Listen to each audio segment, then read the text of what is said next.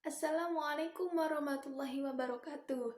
Perkenalkan, nama saya Nur Faiza dari Prodi PAI 2C Staino Temanggung.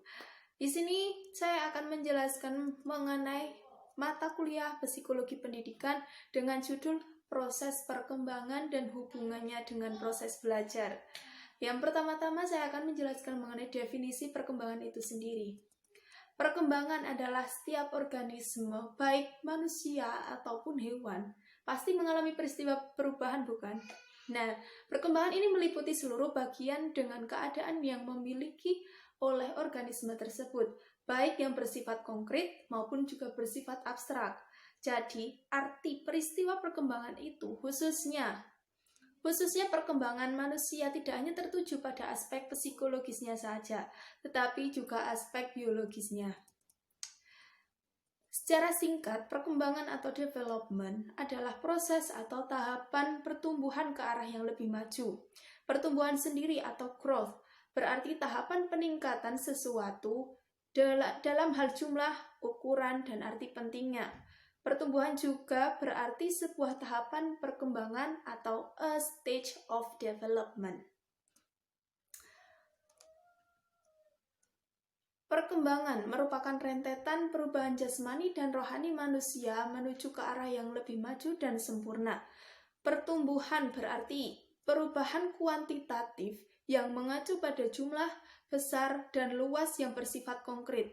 Perubahan seperti ini dimanifestasikan misalnya dalam peristiwa pembesaran atau penambahan, seperti dari kecil menjadi besar, dari pendek menjadi panjang, dari sempit menjadi luas, dan lain perubahan material yang bersifat biologis. Dengan kata lain, perubahan berarti kenaikan atau pertambahan ukuran yang berangsur-angsur seperti badan yang menjadi besar dan tegap, juga kaki dan tangan yang menjadi lebih panjang. Kemudian yang kedua, ada faktor yang mempengaruhi perkembangan. Ada 3 faktor yang mempengaruhi perkembangan itu sendiri. Yang pertama ada aliran nativisme, kemudian aliran empirisme, dan yang ketiga adalah aliran konvergensi. Yang pertama saya akan menjelaskan mengenai aliran nativisme. Nativisme adalah sebuah doktrin filosofis yang berpengaruh besar terhadap aliran pemikiran biologis. Aliran nativisme hingga kini masih cukup berpengaruh di kalangan beberapa orang ahli, tetapi sudah tidak semutlak dulu lagi ya. Sebagai contoh aliran nativisme adalah jika sepasang orang tua itu mempunyai keahlian dalam bidang musik, maka anaknya itu akan dilahirkan dengan mempunyai jiwa seorang pemusik pula. Harimau pun juga akan melahirkan harimau, tidak mungkin akan melahirkan seekor domba. Jadi pembawaan dan bakat orang tua itu akan sangat berpengaruh terhadap anaknya. Kemudian aliran empirisme. Doktrin aliran empirisme yang amat masyhur adalah tabula rasa, sebuah istilah bahasa Latin yang berarti batu tulis kosong atau lembaran kosong. Doktrin tabula rasa menekankan arti penting pengalaman, lingkungan, dan pendidikan dalam arti perkembangan manusia itu semata-mata tergantung pada lingkungan dan pengalaman pendidikannya. Sedangkan bakat dan pembawaannya sejak lahir dianggap tidak ada pengaruhnya sama sekali. Jika seorang siswa memperoleh kesempatan yang memadai untuk mempelajari ilmu politik, tentu kelak ia akan menjadi seorang politis. Karena ia memiliki pengalaman belajar di bidang politik, ia tak akan pernah mempunyai jiwa seorang pemusik, walaupun orang tuanya itu adalah seorang pemusik. Kemudian aliran konvergensi. Aliran konvergensi merupakan gabungan antara aliran nativisme dan juga aliran empirisme, di mana aliran ini menggabungkan arti penting hereditas atau pembawaan dengan lingkungan sebagai faktor-faktor yang berpengaruh dalam perkembangan manusia. Faktor pembawaan tidak berarti apa-apa jika tanpa faktor pengalaman. Begitu juga sebaliknya, faktor pengalaman tanpa faktor pembawaan tak akan mampu mengembangkan manusia sesuai dengan harapannya. Sebagai contoh, seorang siswa yang normal pasti memiliki bakat untuk berdiri tegak di atas kedua kakinya. Tetapi apabila anak itu dibuang di tengah hutan belantara dan dipelihara oleh sekelompok hewan, misalkan serigala, ia pasti akan dibesarkan dengan memiliki ciri khas berjalan seperti serigala, seperti layaknya serigala yang berjalan di atas kedua kakinya dan kedua tangannya. Dia akan merangkak seperti seekor serigala. Jadi bakat dan pembawaan dalam hal ini jelas tidak ada pengaruhnya, berbeda dengan lingkungan dan pengalaman tidak mengembangkannya. Kemudian yang kedua mengenai proses, tugas, dan hukum perkembangan. Yang pertama ada proses perkembangan. Secara umum, proses dapat diartikan sebagai rentetan perubahan yang terjadi dalam perkembangan sesuatu. Adapun maksud dari proses perkembangan siswa ialah tahapan-tahapan perubahan yang dialami seorang siswa, baik yang bersifat jasmani maupun yang bersifat rohani. Kemudian yang kedua, tugas dan fase perkembangan. Hal yang pasti bahwa setiap fase atau tahapan perkembangan kehidupan manusia senantiasa berlangsung seiring dengan kegiatan belajar. Kegiatan belajar hal ini tidak berarti merupakan kegiatan belajar yang bersifat ilmiah. Hal-hal ini yang menimbulkan tugas-tugas perkembangan tersebut. Yang pertama, karena adanya kematangan fisik pada fase perkembangan tertentu. Yang kedua, karena adanya dorongan cita-cita psikologis manusia yang sedang berkembang itu sendiri.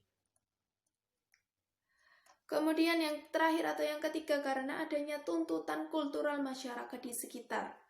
Tugas dan fase perkembangan itu yang pertama ada tugas perkembangan fase bayi dan fase anak-anak. Tugasnya yang pertama adalah belajar memakan makanan keras, kemudian belajar berdiri dan berjalan, dan belajar berbicara, belajar mengendalikan pengeluaran benda-benda buangan yang keluar dari tubuhnya, belajar membedakan jenis kelamin dan bersopan santun seksual, mencapai kematangan untuk belajar membaca dalam arti mulai siap mengenal huruf, suku kata, dan kata tertulis, belajar mengadakan emosional selain dengan ibunya, ayahnya, saudaranya, dan orang-orang sekitar.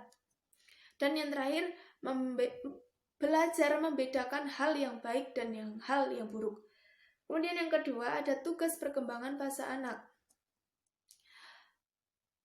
Pada fase ini, masa anak berlangsung antara umur 6 sampai 12 tahun dan tugasnya itu yang pertama, belajar keterampilan fisik yang diperlukan untuk bermain, kemudian yang kedua membina sifat yang sehat terhadap dirinya sehingga sebagai seorang yang berkembang. Kemudian yang ketiga, belajar bergaul dengan teman sebaya sesuai dengan etika moral yang berlaku di masyarakat. Kemudian yang keempat, belajar memainkan peran sebagai layaknya seorang pria dan layaknya seorang wanita. Kemudian yang kelima, mengembangkan dasar keterampilan membaca, menulis, dan menghitung. Dan yang terakhir, belajar mencapai kemerdekaan atau kebebasan pribadi sehingga menjadi dirinya sendiri yang independen dan bertanggung jawab.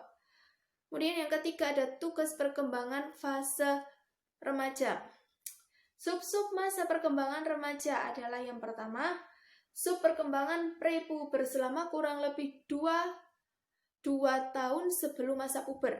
Dan yang kedua, sub perkembangan puber selama setengah sampai 3 tahun.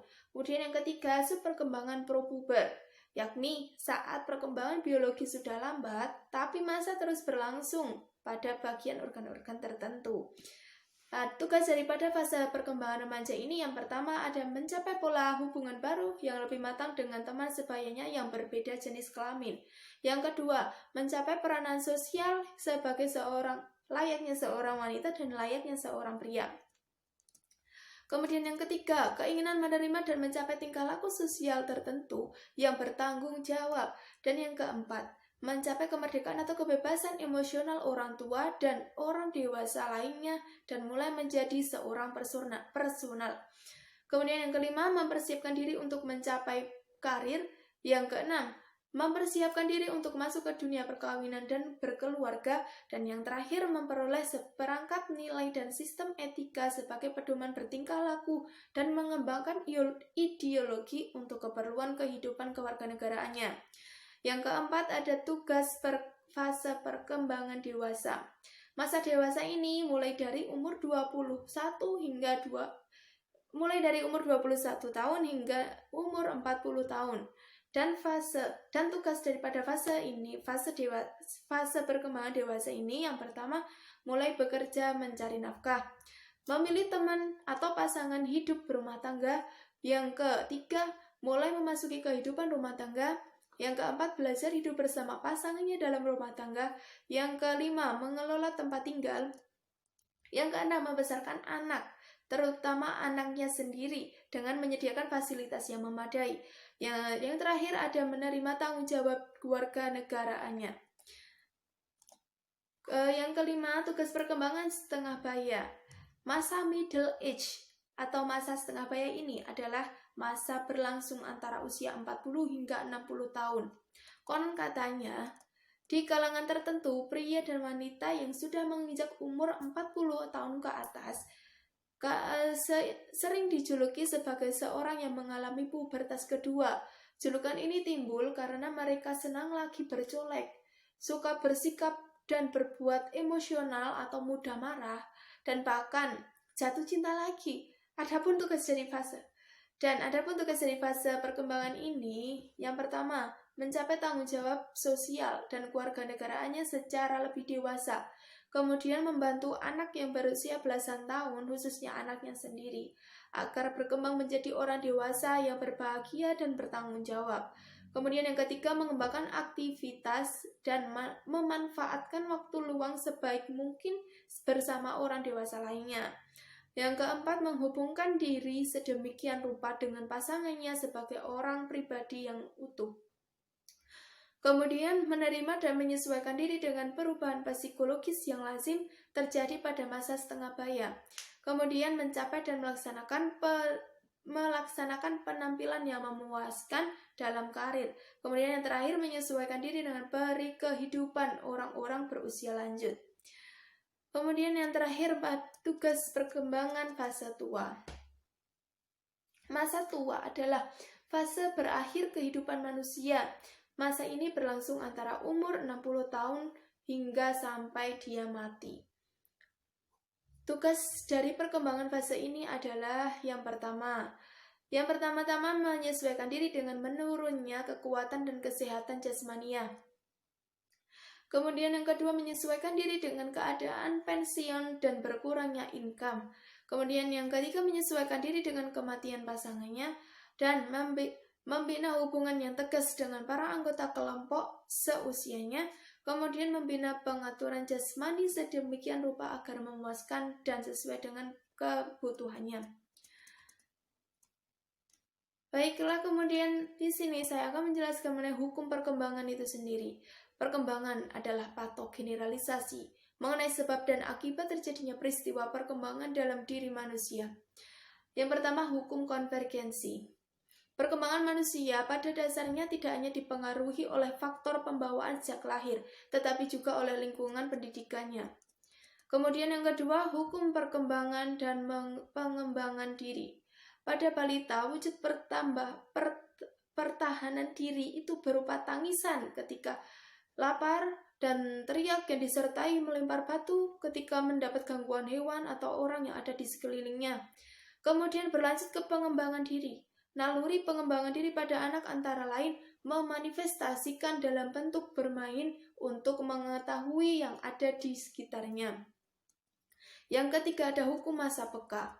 Jika seorang siswa belum sampai pada masa pekanya untuk mempelajari sesuatu materi pelajaran tersebut akan sangat sulit diserap dan diolah oleh sistem memorinya.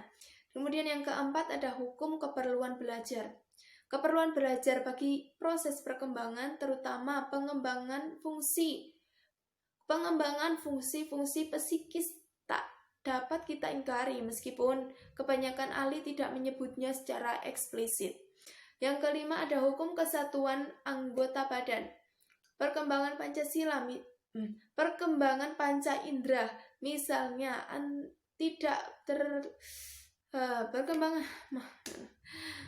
perkembangan panca indera misalnya tidak terlepas dari perkembangan kemampuan mendengar, melihat, berbicara, dan merasa.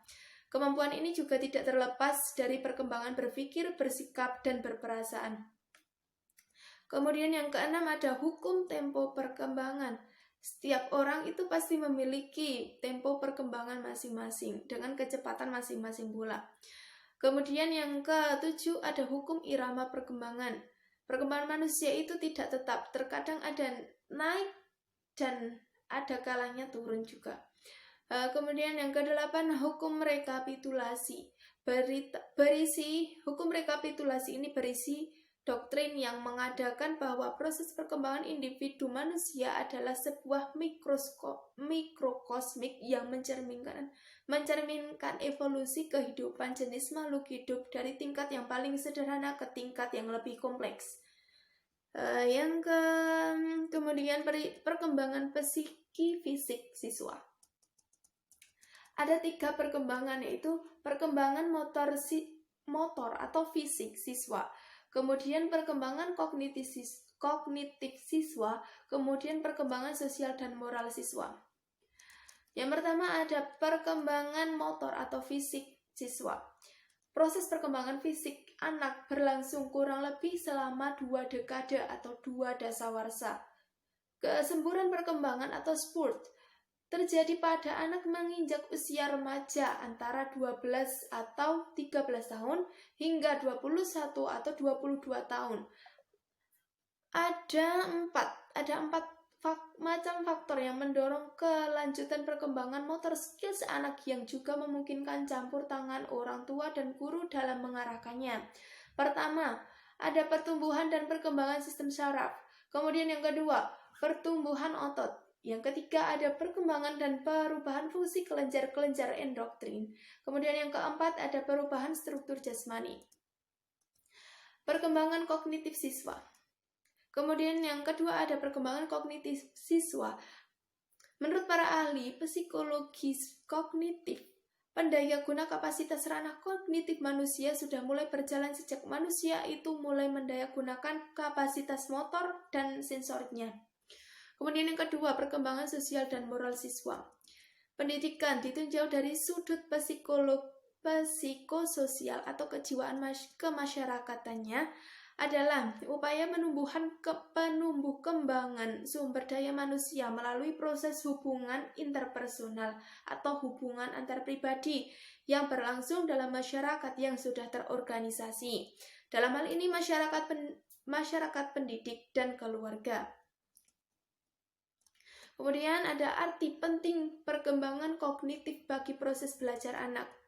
Proses pengarahan di sekolah yang baik adalah yang mampu memberikan dukungan besar kepada para siswa yang dalam menjelaskan tugas-tugas perkembangan mereka. Pengetahuan mengenai proses perkembangan dengan segala aspeknya itu sangat banyak manfaatnya. Yang pertama, guru dapat memberikan layanan bantuan dan bimbingan yang tepat kepada siswa, relevan dengan tingkat perkembangannya. Kemudian guru juga dapat mempertimbangkan waktu yang tepat untuk memulai aktivitas proses belajar mengajar dalam bidang tertentu.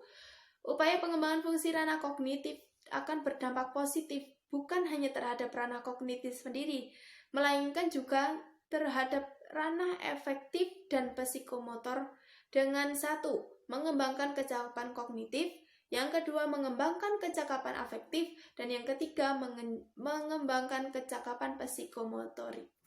Demikian yang dapat saya sampaikan, kurang lebihnya saya mohon maaf. Wassalamualaikum warahmatullahi wabarakatuh.